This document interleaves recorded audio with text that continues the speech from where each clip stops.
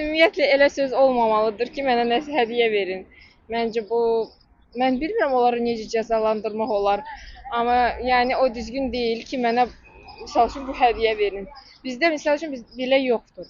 Bizim məktəbimizdə elə müəlliməmizdir ki, yəni o heç nə istəmir ümumiyyətlə. Yəni valideynlər özləri çalışırlar bəlkə buket və s. amma elə yoxdur. O işə cəza ola bilməz. Çünki rast valideyn ürəkdən onu təbrik edir, üzü verir. Onu halal xoş olsun. Ona cəza düşmür. Amma nazirlik ona töhmət verir. Çox nahaq. Mənim 83 yaşım var. Hələ bu yaşımda belə şey eşitməmişəm. O nazirlik düzgün hərəkət edir. Kimsə də ona hədiyyə edib, hədiyyəni də qaytarmazdı. Müəllimə istəməmiş. Müəlliməni dəvət edirlər, o da qəbul edir. O hədiyyəni götürməsə nə olardı? Yaxşı alınmazdı. Anladıqlar da müəlliməni belə götürür. Cəzası nə olmalıdır, yəni mən bilə bilmərəm, amma ki, olmalı deyil də hər halda elə bir şey. Çünki digər valideynlərə də, valideyn komitəsi olsun, digər müəllimələr olsun, pis örnək götürürlər. Təsir də 0 dərəcəsindədir. Yəni onu da vurğulayım, madəm çəkirsiniz.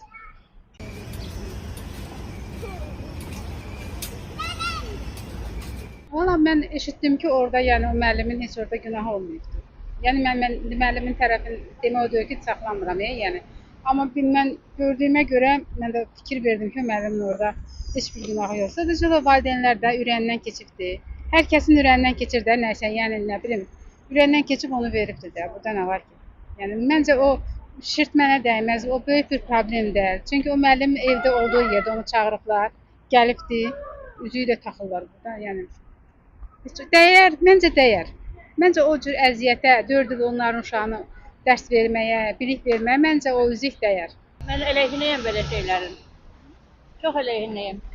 Məktəbə uşaq, mənim dövrümdə məktəbdə rüşvət almış 1 manatı götürmürdülər. Mən 68-də məktəbə qurtarmışam. İndi məktəb müəllim yanına getmək nə idi? Mən bu yaşımda bu saat məktəbə gedəndən çox yaxşı oxuyuram, çox yaxşı da yazıram. Hər kəs çıxır çörək pulu üçün.